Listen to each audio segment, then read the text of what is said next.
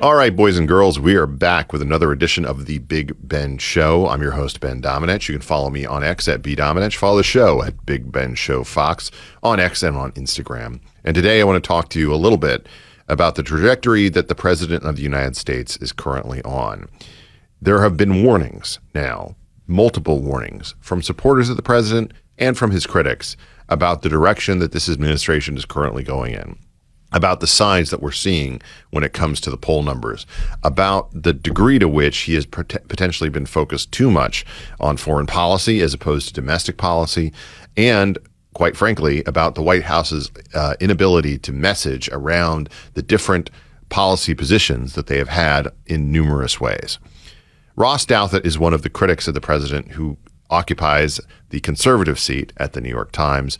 Here was his take this past week. I want to tell you a secret, one that most conservatives on the internet don't want you to know. A year into his second presidency, Donald Trump has lost the country. The majority of voters believe the country's worse off today than it was a year ago. Approval rating at 37%, the lowest of his second term. A failure. Fail. And the grand coalition that he united to defeat Kamala Harris has evaporated. And all of this was predictable. From the first days of Doge through the debacle in Minneapolis, the Trump administration has consistently governed as if swing voters aren't part of its coalition. And now, guess what? They're not. Republicans faced a major loss over the weekend when Democrats were able to flip a reliably red state Senate seat. That's an over 30-point shift to the left. If you ignore this, you're going to ice yourself out of a majority come the midterm. But here's the thing. It isn't moderates and swing voters who lose out when the Trump administration becomes unpopular. It's people on the right, people like me, and certainly people further to my right, who support many of the things the Trump administration has tried to do, from securing the border to pressuring American institutions to become more ideologically diverse, to resetting and rolling back DEI. All of that agenda will just disappear if the Republican Party can't win elections. So I want to put in perspective here, first off, that Ross is someone who I consider to be very friendly with. I like him a lot. He's someone who I've known for many years. I highly recommend to you a book that he wrote, Grand New Party, many years ago, that actually presages the rise of Trump and everything related to it, the anticipation of a populist movement that is focused on, what they described as, at the time, Sam's Club Republicans. But you could put pretty much any kind of label on it, and it would be a vision of a Trumpian coalition. He's someone who's very smart. I also think that he doesn't truly understand what's actually going on here. What's going on here is you have a White House that is failing when it comes to the measure of communication ability that it needs to have. And I want to run through why that's happening. First off, when you look on the policy basis in polling number after polling number about the degree to which that the American people agree with this White House on issues related to the border, on issues related to deportations, issues related to the way that they're handling, all manner of policy, you will actually find that the president's policies are fairly popular. They either have plurality or majority support. So you have a communications problem more than anything else. And I think that a big part of that is the reliance of this administration and this White House on a cadre of people who supported them during the 2024 cycle and during his years in the wilderness in the 2020 to 2024 period, who, quite frankly, while they have big audiences, are not representative of the type of media that appeals to the majority of the American people, and certainly is not representative of the kind of demographics that Trump brought into the Republican coalition in 2024 to great success. I just don't think that this White House has the kind of communications ability that they think that they had. And I don't think their reliance on podcasters, new media, and the like is something that's going to puncture through. Looking back, I believe that it was something that was useful to the president when he was running in 2024, but it was not something that was determinative. You couldn't have had the kind of success that he had in 2024 without going up against someone as incapable of communicating as Kamala Harris. Now he's out there trying to advocate for his own position. So is J.D. Vance, so are the other members of his administration. But I don't think that their messages are necessarily cutting through. We've seen that when it comes to ICE in particular, when it comes to the litany of people who that they have arrested and deported, who have every justifiable reason to be deported because of their behavior, because of their criminal activity, because of the the fact that they've been here as long as they have illegally. And yet, when you see that story play out in the mainstream media, it's typically the worst case scenario of people being arrested for false bases, or having a situation where you've got moms and kids who are being wrapped into overall cases that don't necessarily involve them. A lot of the time, the false narrative is one that actually wins the day. I don't think this White House has truly understood the degree to which they cannot look at what is going on X as being a reflection of reality. This was a problem for Kamala Harris last time around. She was notoriously, and her staff complained about it in multiple different books and articles after the election turned out the way that it did. Completely too online when it came to her attention paid to various trends and the like.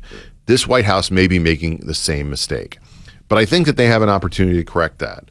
And if they do correct it, they have the ability to, I think, buck the trends when it comes to the incredible level of historical data that shows that they should be losing this coming election in November in a landslide, both for the House and the Senate. The president's going to be giving his State of the Union. He has the ability to readdress all these different things by himself, on the main stage, to redirect the conversation, to make sure that it's something that actually reflects what he's trying to do, instead of the broad media conversation that basically says the president is only paying attention to, gilding the lily when it comes to the White House and international affairs that have nothing to do with you. He cares more about Greenland than he does about the green that you're spending on all of your different items. That's something that I think the president himself is going to have to do, and it's going to take his ability, his natural charisma, I think, in order to reset things for Republicans going forward. There are not a lot of good leaders within this Republican coalition at the moment.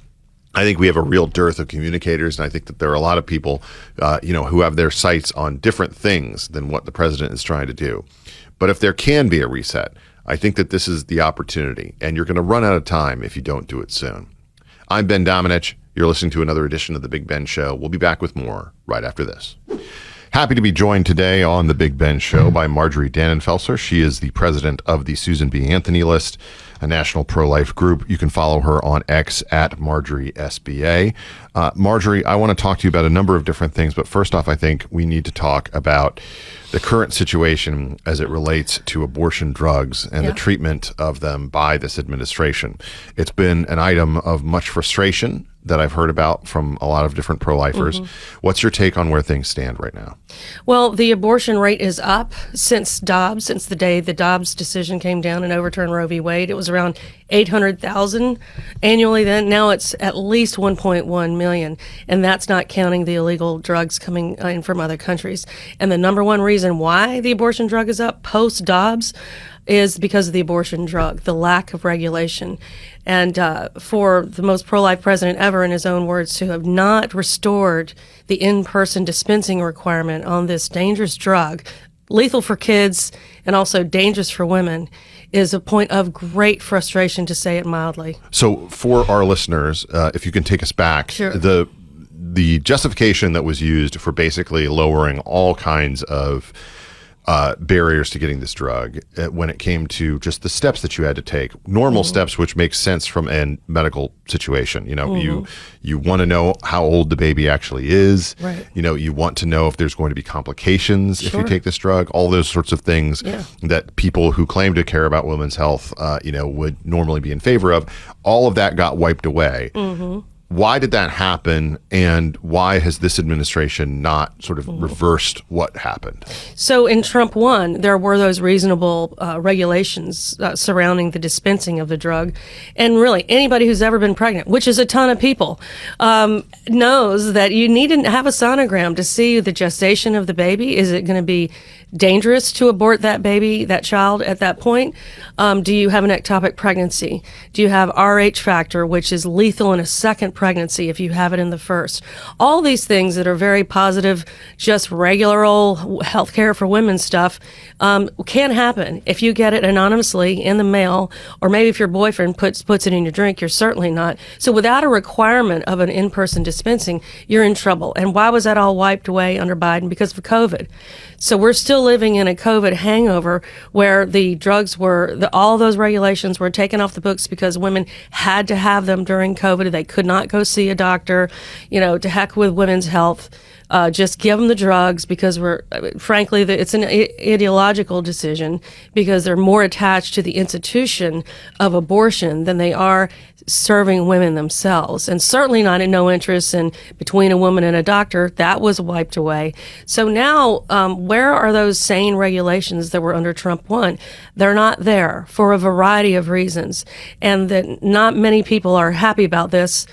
In the Congress, the majority in the there's the Republican majority and the House and the Senate and the leadership all agree it's very and highly, eminently reasonable to restore this, and it's not happening. Well, one thing that I would like some clarification on is if this was something that made so much sense beforehand, why is it that the current administration, with a whole slew of people who are willing to buck trends when it comes to the way that corporations, the way that pharmaceutical industry, the way that just about everybody wants to do things, why are they going along with something that was a Biden era policy done under the excuse of COVID, if there are so many people who are supporters of the president who disagree with them on this? Yeah, we're not going to reverse the one COVID regulation that really totally makes sense. So to all of them, many of them made sense to reverse. Why not this one? I think it's pretty obvious because midterms are around the corner, and because there's a great fear in Trump too of this issue in general, of saying the A word is almost impossible. So dealing with issues and related to abortion drugs next when possible. His concern is, of course, that it'll affect the Republicans. But don't majority. You get it? Don't you get it coming both ways? Meaning, the way that the media tends to talk about the stories related to this, I feel like they depict it as being either you don't have access, so this sad case of this woman who has medical complications, or you do have access and you don't have these barriers, so there are medical complications, meaning you're getting hit both ways. So why wouldn't you want to restore the regulations that were in place before, just because it's not going to make a difference in the way that they cover the issue? Well, you're talking uncommon sense when it comes to how this decision is being made. Of course, you're absolutely right. There is, and honestly, how about just go to the default position with what is best for women, what is best for unborn children? I mean, fewer abortions. Frankly, if you respect the sovereignty of states who have said they want fewer or no abortions, then that is one reason. If your position, as Trump's is in his second term, which is it's only the states here, we don't have anything to do with this, we're getting this political and moral problem off my desk, let's leave it to the states, and then the abortion drug is being sent from Gavin Newsom and the mayor of New York to governor of New York into pro-life states, completely undermining their state laws. They have no sovereignty. Abortion rates in many of those states are up, not down. Clearly, there's a multiple level problem here. So, it is state sovereignty, it's political, but ultimately it's that default of how about just do what's good for women. So I want to ask about the data that we're working with right now. Obviously, in the wake of Dobbs, everything gets upset in terms of the established data beforehand, which also had serious gaps and problems with it. When it comes to assessing the number of abortions that are happening in America, how accurate do you think our numbers actually are? It's never been accurate because California, just that one state, is not required to report. California, the equivalent of a country, and also the basic view of the prevailing view in California about the abortion concern. So there is no required federal reporting. But there is some state reporting. Shouldn't this be something that we deserve to know? Of course, we should know. We should know. We know so much in detail about allergies. Yeah. About everything that you could possibly imagine about I can mold. pull up all stats on all these different things. Tell me about mold. Tell me about the problem with mold in every house in the world, and the required reporting about all these. And you're not supposed to know about the first of all, yes, the abortions themselves. How about the events that are happening to the women themselves during these abortions? Very often, the only thing under the abortion drug that is required to be reported is death. And nothing else matters. Doesn't matter all these cases all over the country where women are going to the ER. So we don't have any. So we don't have any tracking data on that's reliable when Not it comes at to all. being. I mean, that's infuriating to me because I mean this is a drug that you are taking, and regardless of your opinion on abortion, if the woman involved is taking this drug and the likelihood of her having to go to the ER, having to be hospitalized, having blood clots, having complications from this, women deserve to know that, regardless of what your opinion is on the issue of life. I mean, and obviously I'm, my position on this, which is that I don't think these drugs should be allowed anyway. I think I would ban all of them. But the point is that women who are taking these deserve to know if they're likely to end up in the hospital. Well, ask the women who aren't taking them themselves, who are being either coerced by a pimp, by a trafficker, by an estranged husband who doesn't want the baby. The real cases that are happening, actual in the criminal justice system now. I mean, one of her most horrific cases in Illinois is a medical resident whose mistress was sleeping. He stuffed the pills down her throat. It was a wanted baby from her perspective, but of course the baby died, and she's in the ER. Nobody cares. I mean, that happens for Theraflu, and Theraflu is off the market. Yeah. One person suffers a little bit, and it's off, and then we study. Yes, yeah. No, you have one problem with Excedrin, and it goes off the shelves for everybody. Yeah. So here's the question that I have about this. This president owed his first election to the pro-life cause. I believe that 100%. I think that the election was going to be lost for him if not for the fact that Antonin Scalia and Mitch McConnell and that confluence of events led pro-lifers to trust someone who they otherwise would not have trusted. Why is this president in his second term not giving back to you and a lot of the people who have advocated so vociferously for what he's been doing when it comes to the cause of life? Why is he not listening to you in this moment? Fear and calculation. Fear the issue unnecessarily, in my opinion. And also, this is not the deal that he made originally. The things have changed. Things on the ground have changed. Don't you see? I've heard a million times, Marjorie, this issue is going to kill us. And therefore, facts on the ground have changed. There's no new deal. Now, look at it. The first administration, as you recited that perfectly, that is exactly the environment we were in. The deal was made. He abided by it. He led on it to the letter, and it led to all the opening up that we've seen. Trump, too, there is no deal, and therefore there is no expectation on his part. We, of course, operate in the political and moral world like you believe something so fundamental, therefore you act that way. Well, there are many people in his administration who do believe this. This, however, is no deal, and therefore that's why we're experiencing this. This is a podcast and therefore not subject to the same rules as Fox News. But in the words of the Big Lebowski, new shit has come to light. Okay? No, this is the thing. I think that this is a situation that the president is running into at his own peril. And the reason I believe that is because I think people are underestimating the degree to which his coalition depends on this unique rifle shot approach that he's had to all these various issues. Okay. And he's been very smart about it. He's picked off, okay, you like weed, you like crypto, you like me. Okay.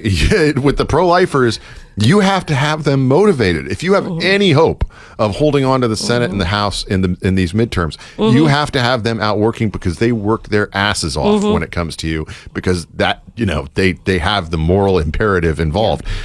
I think that this White House is really missing out on this.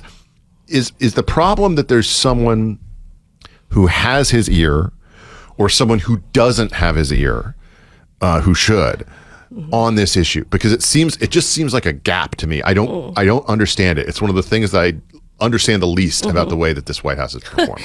If only I knew, because I'm not really say that around you there. have his ear. Well, I used to. I don't anymore. And as I think as I've been told by some of those consultants on air, you're not the head of the Republican Party. We make these decisions, and I think that we're a cheap date. That's also been said by, we're considered a cheap date. Now, there are certain inflection points in the growth of the pro-life movement where it became very clear we were not a cheap date. No. And moving into these midterms, we're spending $80 million on good people in the House and the Senate who deserve to be supported and helped, because we don't want to lose the majority for the right reasons. But it is not going to be spent on people who are not doing a great job. And I think, look, when you lose or win by a handful of votes in these battlegrounds, and you have undermotivated people, and Trump is not at the top of the ticket this time, you have a dearth of votes in a historic place where you're already on the downside of winning these midterms. So I think it's in some ways we had an argument recently about whether we should be strong on the Hyde Amendment, taxpayer funding of abortion or not. And what happened was House and Senate Republican members who really care said, hell no, we're not going there. We will not be flexible on Hyde. And it was a really important moment to show the strength of the pro-life movement. Yes, it's the Hyde Amendment, which should be a given. But, maybe everything is being thrown out at the top where it's really not, it's being fought for in other places, not in the administration. Talk to me about Marty McCary, and particularly about the way that some of the Capitol Hill Republicans have really turned against him in recent weeks and months. I think particularly of Senator Hawley, who has complaints that he's voiced publicly, but there's also probably things that from behind the scenes. What is the situation with McCary, and do you think that there is enough of a pressure point now that the White House may have to make a decision about him? Well, I think in the beginning, everybody proceeded with diplomacy, as one does, and then getting no clear answers. And I say not to me, but to the House and Senate leadership, to the Help Committee, to the senators and congressmen who are the leadership, who are in majority numbers saying, McCary, what are you going to do about this? And then getting nothing but honestly, in their words, disrespect at their questions on this issue. We called for the firing of McCary with Dr. McCary when Bloomberg reported that there was communication coming from his office that this was about slowing it down, slow walking it until after midterms, because while he should have been fired before, then it's politicized and there are other issues surrounding him. He should not be in the position he's in, and it should question everyone, and it should be a question in everyone's mind whether the Secretary of HHS should be where he is, because it's the same dead end that this is what Josh Hawley said yesterday. This is just a dead end. They met with him yesterday, and it was the same old hand in the face, disrespect, and in this meeting yesterday, apparently Dr. McCary said it could be years. It could be years before this study is over. Just take it. I would love it if they just took it off the market, right? Yeah. But just reestablish the common sense rules that were already in Trump 1, that were taken away during COVID. Just restore them and then study it. Doesn't that make sense? When it comes to the behavior of governors across the country in reaction to Dobbs, we've seen, you mentioned the extreme positions that have been taken in California, New York, Illinois, et cetera. I want to talk about Virginia for a second, as members of the citizenry of the Commonwealth. What do you think of this new incoming governor's regime that seems designed to essentially match New York, California, Illinois in terms of its allowance for abortion at the latest possible stages? And do you think that this is going to become a test case for the degree to which the pro-choice backlash, the pro-abortion backlash to the Dobbs decision is capable of achieving some foothold even in places that are considered, at least nationally, even though I don't agree with it, purple in terms of their politics? Yeah, I think so. I think Governor Northam, who was perceived as a moderate, was already in the position of any abortion at any point, even after birth. And what do we do once this baby's born alive? Many people remember that discussion. Yeah. Well, this governor is hard to get worse than that. But this governor made it very clear from the very beginning that there would be a constitutional amendment that would make sure that there were absolutely no consideration for the other person involved in an abortion, the child. There be no. So I have no doubt that I don't speak to the other issues that she's involved in, but it does seem like we're going to create a little microcosm of what progressivism might be for the country here in the Commonwealth of Virginia. What can you do to fight back against that? It's rough. I mean, I'm not going to pretend. In Virginia, they've got everything. That's why we fought, and failed to try to retain to try to at least get a bastion in one of those houses. The way we fight then is really taking the issues as much as we can with the resources that we have to the public. There are not a lot of high-profile Republican elected officials in Virginia that can capture the stage now because they just aren't there. Governor Youngkin is not the governor anymore, and I don't know how much he can do. There's just not that many of them. This seems to me to be a problem across the board, which is that you have relied as a movement on a Republican Party that has had very hit or miss attitudes towards your issue. It's become a monopartisan issue, which is always dangerous. Yes, I agree. And I think that one of the things, it seems like ancient history when we were going back and forth, with Stupak over the, over Obamacare. Anyway, there's something charming about all those Democrats. At least they cared a little. A little bit. At least they felt a little twinge of guilt when they went in and went to mass. The thing that I think is difficult for you in this moment, I don't see leadership on your issue from national Republicans the degree to which it ought to exist. There are a handful of them. They still do say things. They tend to be from very safe seats, states, districts. How does that change? What can happen to make that change? Because it seems to me at this point that the left, the pro-abortion left, emphatically 100% pro-abortion left, abortion at all times, government funded, no restrictions whatsoever, they are on the attack, and you are just playing defense, and you don't have a lot of people standing up there on the top of the barricades. I think you got it right. I think that while there is everything that we see, not just in battlegrounds but across the country, is that that is not the view. The extreme view of the Democrats is not the view. But unless you've got some national representation, unless you've got somebody at the bully pulpit communicating the very common sense, the Republican Party's view. I say I'm only Republican, because I don't know where else to go. Yeah. But the Republican position is. Whenever it's put in the political calculus or whenever it's debated, it's always, a 50, 60, 70% issue. We're not putting forward in general, our people are not, while they're talking about the fundamentals of it, they're not talking about banning all abortions in the country. And also, they're not talking generally about the 50 and 60% issues right now, as you say. So what do we need?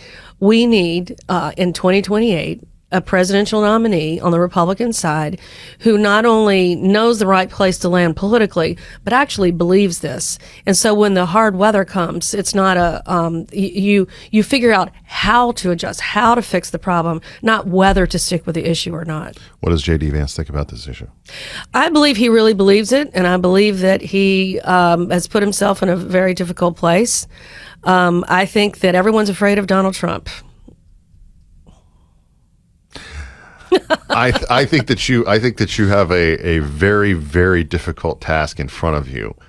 However, I also think that there is a generation of people who are coming up now, particularly in an era when we see declining birth rates and when we see the vast, I think, desire among people to have kids at a greater rate, to feel, quite frankly, sad about the way that they perhaps approached life, that they bought into a bunch of different things about the way that their life might go that didn't turn out to be true.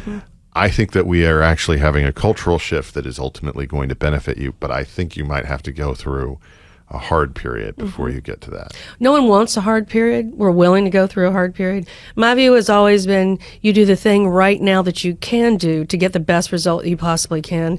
And you plan for the best, and then you adapt to perhaps not exactly ask Wilberforce, ask all the heads of human rights movements through time that we've known around the world. And that usually you just do what you know to be the right thing. You try to find leaders who will communicate the fundamentals of the value of each baby. So each one so incredibly important. And then to divide the rights of women and child, to make them separate, has been totally damaging to the women and the culture and children, obviously. So I believe that you're right. I think that young people, I see it in the polls. They are moving our way. They reject the absolutism of the Democratic Party. A 19% drop in the regular Gallup poll about where 18 to 27-year-olds are on that. That percentage that says all abortion is dropped. 19%. That never happens. And it's because now the post-Dobbs argument about abortion is real. It's not just terror and maybe this is going to happen. We're actually living it as a nation, grappling with it. And what we need is courage, and I believe there is that. That's a conversation for another day among future presidential candidates. Marjorie Dannenfelser is on X at Marjorie SBA. She's president of the Susan B. Anthony list. Marjorie, thank you so much for joining the Big Ben Show today. Thank you. It's always fun with you. I'm happy to welcome to the Big Ben Show Lionel Shriver, one of my favorite authors. She is the author of the new novel, A Better Life, which is on sale now wherever you like to get your books. You have already received a certain amount of backlash for this book, which we will talk about in a minute. But first off, I have been thinking a lot lately about a line that you wrote several years ago in The Mandibles about the internet. And in it, you have Willing talking about the difficulties that the government is going to run into when money is no longer worth anything. Kiddo, a little internet is a dangerous thing. That's right, he agreed. A little internet is immense dangerous. A lot of internet is dangerous in a different way. Dangerous to others, not to you. How often do you think about that in the context of what you currently see going on in our internet discourse? Well, like most of what I've ever published, I don't remember that line, so I never think about it. I love that I think about the lines that you've written more than you have. No, but I'm quite serious. I think that there's a lot of people who have had a lot of internet, and that is a dangerous thing. Yes, it frightens the government. Yes. That's what this whole misinformation, disinformation, choose your prefix, issue is all about. They're afraid of a lot of internet. Yes. The public is out of control. Yes, the public is out of control, and now you can ask AI to search Reddit for you and find all of the answers to the questions that you have, which is immense dangerous. A Better Life is a novel about a lot of different things, but it is particularly a novel about the decisions that have been made as it regards to immigration and the West. Tell me about what made you decide at this point in your career to write something that was almost certainly going to rile up as many people as it could possibly.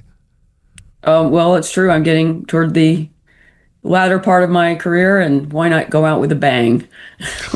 One of the great things about being a little older is you have so much less to lose. So if I was going to ruffle some feathers, this is a nice time to do it. Mm-hmm. And it was immediately inspired by a proposition by then New York City Mayor Eric Adams to pay New Yorkers to house migrants in their spare bedrooms. Mm-hmm. He never ended up manifesting that program, but I did. So I have a slightly alternative reality in 2023 and 2024. And there's a family in Brooklyn that takes in a single Honduran migrant or one migrant to begin with. And I won't blow the rest of the plot, but let's just say things didn't go smoothly after that.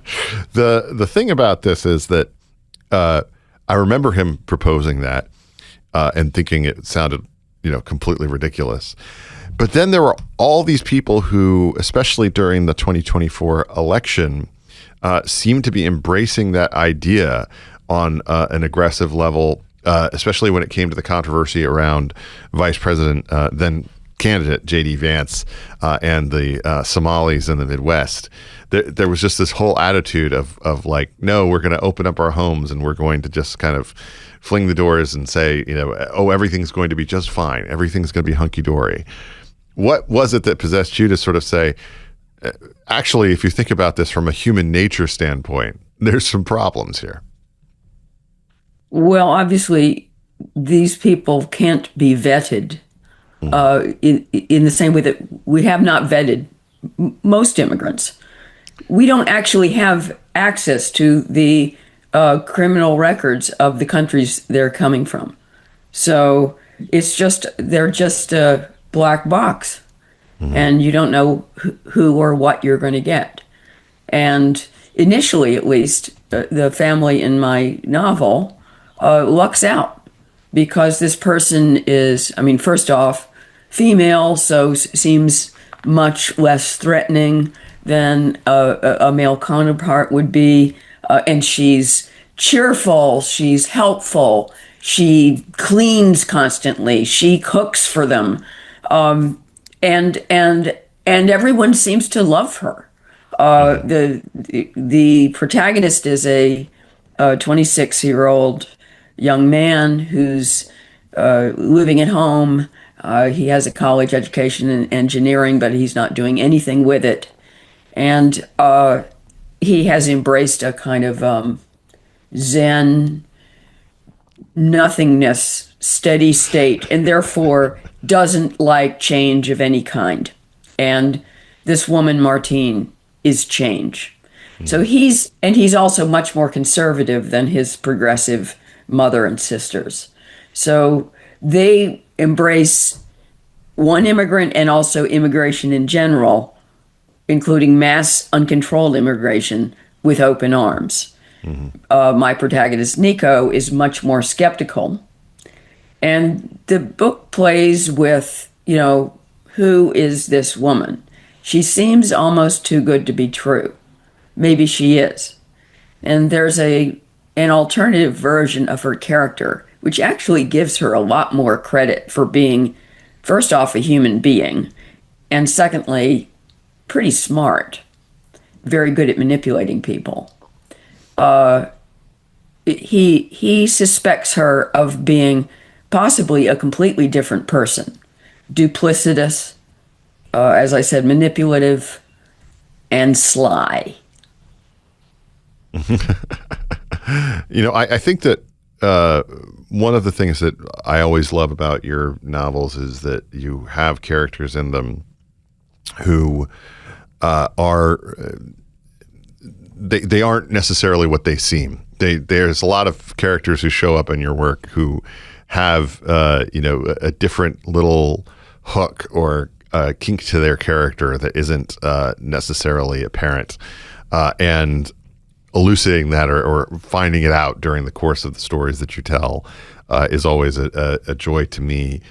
When you're coming up with these characters, how much of it is based on your own experience in terms of the way that you live and the people that you know, or how much of it is just your headspace and your invention out of nothing?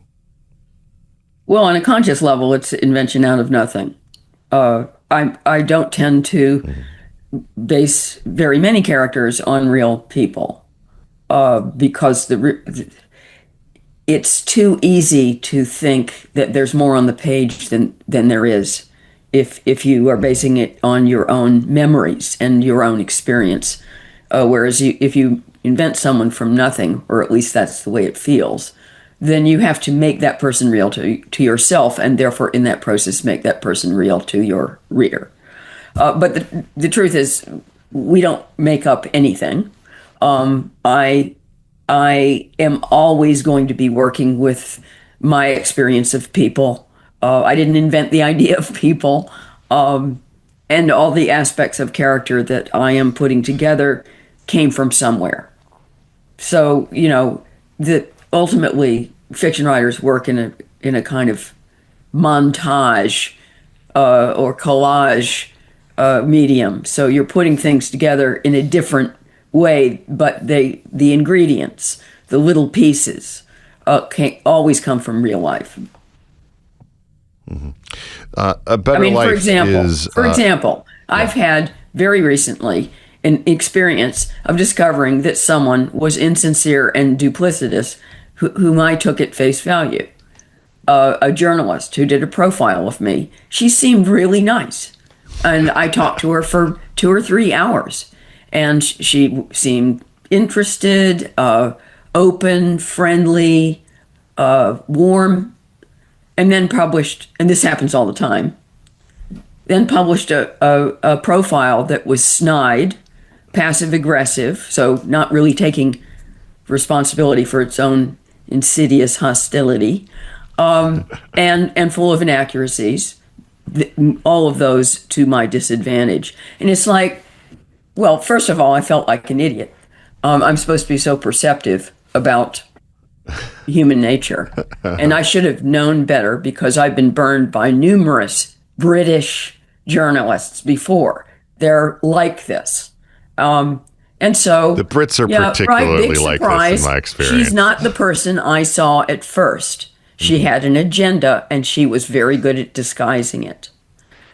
She disliked me intensely, and she hated my book. So that's a pretty big thing to miss. Yes. Yes, I think British journalists are particularly of that type. It's very easy to think that their charm is genuine when it is not. You have obviously written so many books on different topics over the years, and to me, there's a lot of them that are particularly prescient in terms of the current moment, and I've felt that for a while. Particularly during the COVID years and things that have come since. When you look back at your own work, and I realize that you've said that you don't think about the things that you've written. When you look back at your own work, do you think there's something in particular that you cotton on to earlier than the rest of the American culture about a trend or about something that was going on that not very many people had noticed? I'm not sure that I write about things that people haven't noticed.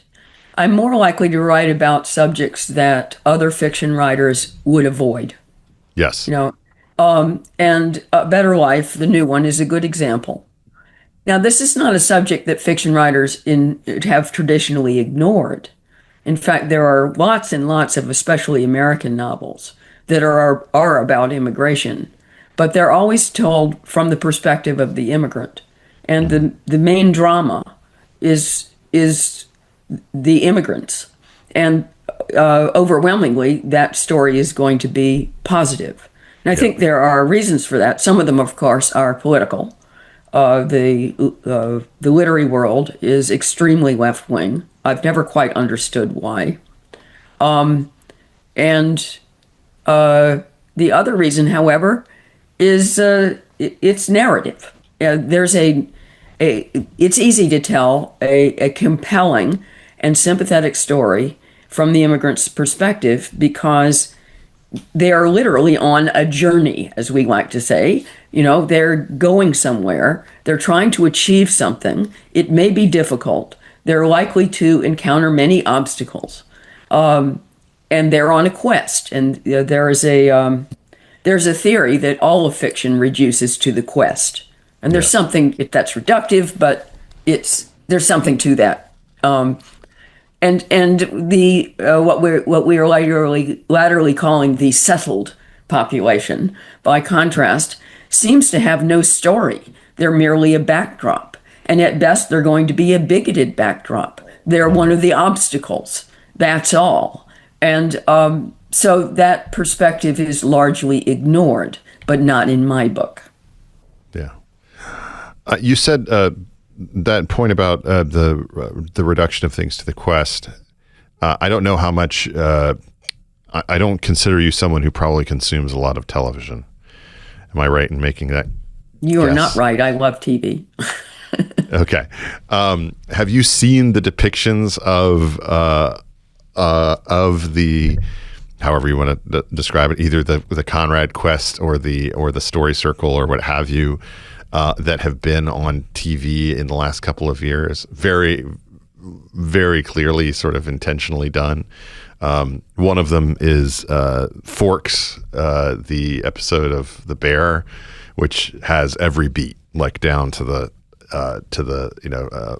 mark in terms of the character quest.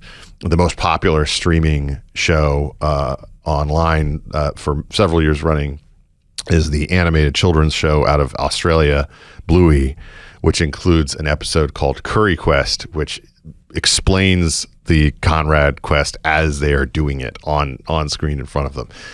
My 5-year-old knows what that is now in terms of a literary device. Have you seen any of these? Because it seems to be something. I have. This is a big hole in my television library. So okay. Thanks for the tip. You're watching more Real Housewives than that, is what you're saying. No. That's okay. Camille Paglia does. So anyway, the thing that I think is interesting about that is I think that there is a desire for these literary devices. The fact that they would show up in like high-ranked, popular shows that get critical praise like The Bear, shows that get the affection of kids like Bluey. It's an indication that like there's a natural human desire for this type of story structure. And yet I feel like we are surrounded by such slop all around us all the time that is being pushed on us by major corporations and the like, that is lazy storytelling. Why do you think we don't get better stories out of a moment when I think there's still a considerable demand for them? Well, I think you're right. We are swimming in just too much content, especially in the television streaming world. It's there seems to be a whole policy of throwing shows at the wall and seeing if one of them sticks, and all of the companies are doing it, overproducing and not focusing on quality. I find it interesting how much both the novel and the novelist have plummeted in terms of status and cultural centrality. And that's happened especially in the last few years. And I actually feel it. I feel actively less important. And the release of novels by prominent novelists, these are no longer major cultural moments. They get very little attention. Book sections are completely disappearing. Just noticed a couple of days ago, the Daily Telegraph in London, it no longer has a book section, but beyond that, it doesn't even have a book tab, right? You can't find it anywhere on the website. There is no mention of a book area. And that's, they just fired the books editor at the Washington Post. Yes, I mean the irony of a Jeff Bezos owned publication basically saying books aren't important is not lost on me. I mean, it's hilarious, but at the same time, an awful lot of the ideas, especially the good ones on television, are from novels. Yes, I mean the novelists are still the ones who generate original content. One of the top-rated movies this year was Frankenstein. It's like you go back to the hits, and yes, there's enormous demand for it. There's a line about the degree to which we've had the creation of kind of slop put in front of us, the enshittification of things. I'm sure you're probably familiar with this, and it really makes me sad to see, because I feel like, at least, and this is going to be the most old man thing for me to say, I feel like when I was younger, I was surrounded by stories, interesting stories. Whether they were stories that you liked or not, they were interesting, and they, demanded your time. They demanded that you pick up a book. And now I feel like everything's been reduced to sort of an airport bookstore, where it's like, this is just, a thing slapped with a name that you recognize, that's written by somebody else, not the name, because it's, Tom Clancy is brought to you by so-and-so who wasn't even maybe born when Tom Clancy was alive. And it's really, I think, a very sad set of circumstances. And I don't really know how we got to this point so quickly, but is it just a lack of appreciation for how important reading is? I don't know if you're familiar with this whole idea of book talk, of like the idea that people now just they don't actually have to read the book; they just pose with it. it's a branding example. I would say, though, there is a trend. I mean, I'm not on social media. I'm not on TikTok, but I've heard of it. Mm-hmm.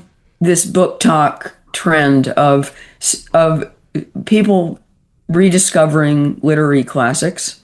Yes. And, going back to reading Dostoevsky and Madame Bovary and, the great books. And I think that's genuinely exciting.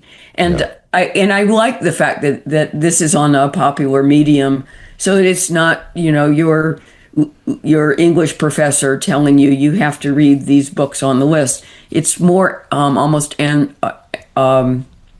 archaeological, yes. Right? Chris an Hayes. Archaeology of culture, unearthing, people independently unearthing the treasures of their own heritage. And I think that is brilliant, and it's contrary to this, what is a terrible trend, whereby in school, students are no longer expected to read, quote, whole books. We never even used to refer to whole books. They were just books. And then when they get to university, they are horrified when their professors expect them to read whole books. And, for me, this is a disaster, because these are the people who are supposed to be, my future book buyers, and they won't be. There was a poll done last year by Pew, I believe, that looked at the degree to which different segments of the American political population read books. And I had reason to look it up recently because Chris Hayes of MS Now went on a little rant about how conservatives don't read. Actually, conservatives read at almost the exact same rate as Democrats. It's like they're like 10 points lower in terms of the total. It's independents who don't read politically. My concern with conservatives, and this is a surmise, but it's not. I have not verified it statistically, but I'm pretty sure that conservatives may read almost as much, but tend toward nonfiction. Yes, and there's a good reason for that. It's because the fiction has not catered to their perspective. I mean, my new book is clearly. It's not a polemic. It's got a broad range of views in it, but that includes conservative views on immigration, and therefore it is tilted in the direction of conservative book buyers, and that's because progressive book buyers cannot stand reading anything that conflicts with their viewpoint. It's not that their own viewpoint is not represented in this book, but it's not the only. Those are not the only viewpoints, mm-hmm. and to just encounter a persuasively put argument against mass, uncontrolled, illegal immigration drives them into a frenzy, whereas conservatives are actually kind of used to it. They don't expect their views to be catered to in fiction. It's a surprise. You know, if we're going to have a section in the bookstore on conservative fiction about immigration, it's going to have this book on the shelf and nothing else. Maybe the Crossing, Cormac McCarthy. but yes, I think you're completely correct. One thing that I do find to be depressing, though, is even in that statistical sort of analysis that said Republicans and Democrats were relatively close together, the maximum number of books that they found that most people claimed to have read in the prior year was 2. Wow. Yeah. That's how do you feel about that? Yeah, that's discouraging. Yeah, I mean, I'll take it. It's better than 1 or 0. but I think part of the problem, and I'm going to address here expressly, literary fiction. Okay. A lot of my colleagues have done the category no favors because a lot of literary fiction it's politically cowardly, or it is lazily progressive, whereby you also just assume that your readership is also progressive. So it's kind of collusive. So that's what I I just have to interject. That is what I run into all the time, which I find very stupid. It's just like they just assume the reader is presumptuous. Yes, and exactly. And insultingly so. Mm-hmm.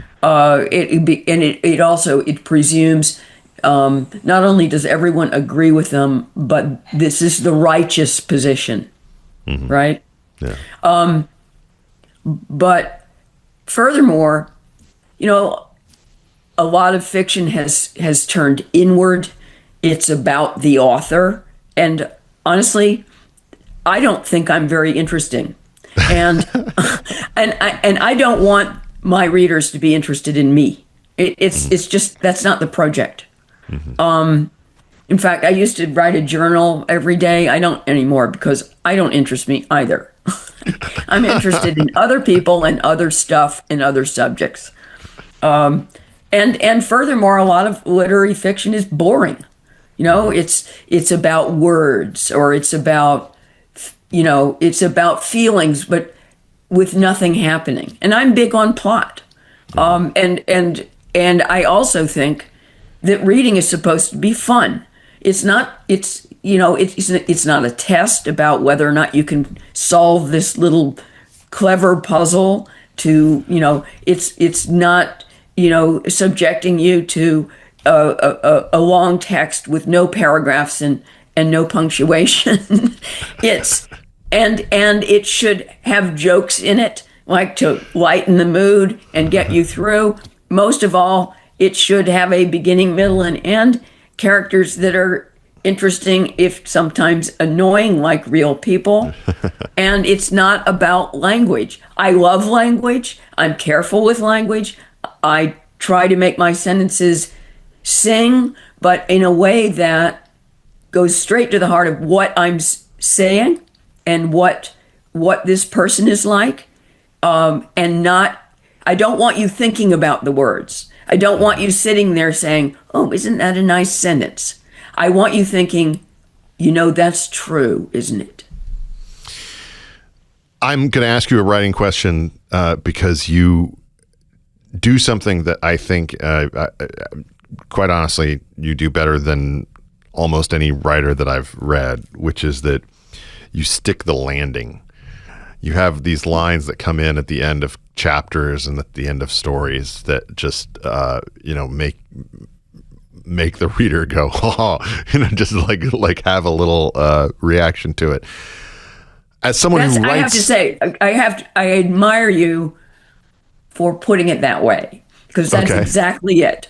It is sticking the landing, and it's one of the most satisfying things to write. It has to be, partly because it's one of the most satisfying things to read. You know, so you have it's a certain feeling you get when you finish either a section or a chapter, and then of course the book itself. And I have to say, the last line in this book is one of the best I've ever written. I have to ask you, as a writer of nonfiction myself, who has done, a magazine piece, every month or twice a month for years now. I wish I had your skill. It is the thing that I envy the most about your writing. I wish I had your skill at sticking the landing. I try to do it. Sometimes I do it. Sometimes I kick myself afterwards, thinking of something that would have been better. How much time do you spend thinking about that, or is it just a natural skill that you have? Yeah, I think it's a knack. Okay, it's an instinct. Okay. And all of those landing lines that you're talking about, and it's very much like that gymnast that sticks on the mat and doesn't move, and it keeps you there. It keeps the reader there for a moment, like wow or cool. Right? But they come to me in they just come to me in the moment. I don't have them prepared in the back of my head. I'm typing along. So you're not building. Basically, that's my question. It's not like you've got this line in mind and you're building toward it. Yeah. Okay. No. All right. It just arrives. Okay. And the whole thing is, I think I'm good at endings, and I think that's a very important aspect of being able to write fiction. And I was born with it. Some people can do things that are even more fruitful than that. I can write endings. That's a wonderful skill to have. And if only more TV writers had it, then we would have much happier people when it came to their fandom of certain shows. The landing stick at the end of your story, and I told you this in person, the landing stick that you have at the end of your short story, on the chapstick in Property, is still one that sticks in my mind, and I just think of it every single time I go through TSA. So. Yeah. For those of you who've not read my collection, Property, that's my airport security story. And truly infuriating. It has a naturally large audience, that story. Yes. Lionel, your latest book, as we've talked about, A Better Life, is something that is going to get you a good bit of backlash, I would think. It already has. In certain corners. When you wrote it, you had to know that. Was that something that you were prepared for? Did you think about it? And did you have any qualms about writing something within this space, knowing that there would be backlash? Well, I don't have any natural sense of self-protection, which of course makes me an idiot. And therefore, of course, I did not have qualms. No, okay. I had a wonderful time writing this book. And, when I was actually writing it, I just gave myself permission to write whatever I wanted. And that's the way I always proceed. It's in the editorial process that I'm obliged to think twice. But it seemed to me that there was no point in writing this book, or especially publishing this book, if it wasn't no holds barred. If I didn't let my characters say whatever they wanted, even if it was politically dangerous. In fact, it's when you get into that territory that the book is most energetic, that I'm allowing people to say things that would get them into trouble socially in real life. And I had to really stick to my guns in the editorial process once I was working with HarperCollins, because on the one hand, I really admired them for buying it. I mean, I was not 100% sure that they would buy it. In fact, at best 50%, maybe 49%, hopeful that they would buy it. But I knew this book was dangerous, and they did. So full credit. But then when it came down to individual passages, there was a little I got some cold feet on the editorial front.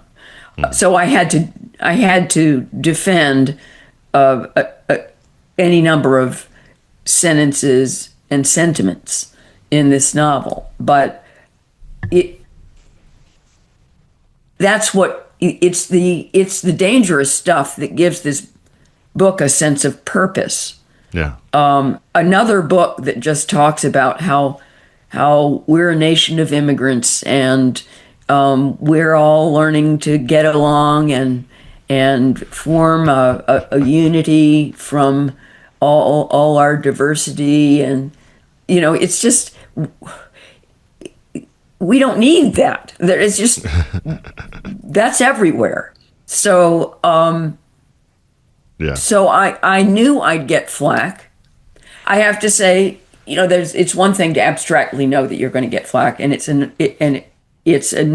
another to get it in real life. So it is not. I can't say it is not fun to read thousands of words about how your new book is terrible. But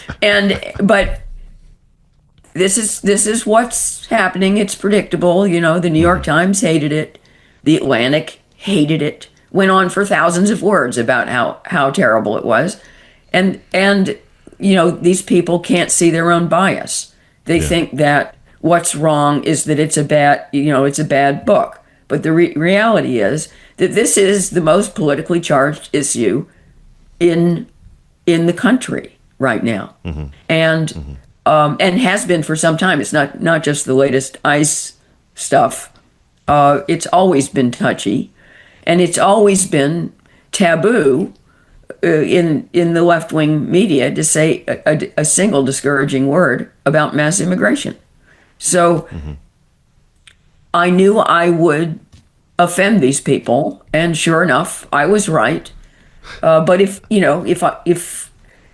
I were living in a perfect world, however insidiously useful this hostility is, I'd far prefer to be getting rave reviews everywhere. But that was never going to happen. Yeah. The book is A Better Life. You can buy it wherever you get your books. I highly recommend it, as I do all of Lionel Shriver's work. Lionel, thank you so much for taking the time to join the Big Ben Show today. Oh, it's been my pleasure. I always enjoy talking to you. Thank you, Lionel. We don't have anything in common. Look at these records. Jim Neighbors, Glenn Campbell, the Doodletown Pipers. Now look at her records. They stink. So the Super Bowl this past weekend turned out not to live up to a lot of the hype around it. I think that there is a significant discourse around whether we ought to have known the degree to which Drake May's shoulder was going to be a significant problem for him in the game. I personally found it to be very boring as a game, though I am very happy that we had a 2-point attempt and a defensive special teams touchdown. Those are things you should always look into before the Super Bowl. But, of course, the discourse around it has been not mostly about the game because of how boring it was, but around the halftime show, which has become incredibly political. And I, frankly, don't really understand it. The degree to which there's been this focus on you've got to pick sides. You've got to be pro-Bad Bunny if you're anti-Trump, or anti-Bad Bunny if you're pro-Trump, or it's a insult to have a Spanish language Super Bowl halftime, despite the fact that that is, of course, the original language of conquest. That I think, you have a situation here where everything's just gone off the rails.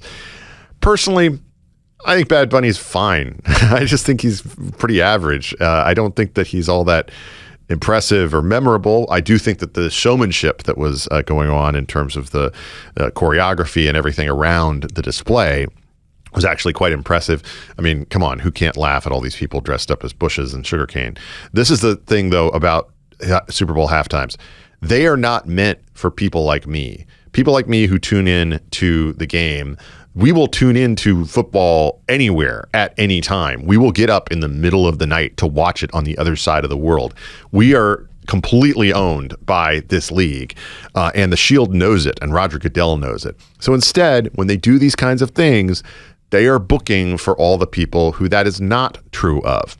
And the one takeaway that I had from this Super Bowl halftime show is that I am right in my prediction about what is coming next. We already have the biggest slate of international games that the NFL has ever seen coming up in the next season. We are going to see, mark my words, within the next 10 years, there will be 4 franchises overseas, probably mostly in Europe, maybe one in Mexico City, maybe something like that that's thrown at it. But we are going to have additional franchises added, and I am very excited for it because I think it's something that is good. Manifest destiny. The NFL needs to conquer the world. This is pro-America stuff. Let's believe in this. What your opinion is of Bag Bunny, I couldn't give a crap one way or the other. We'll be back with more of the Big Ben Show next week to dive back into the fray.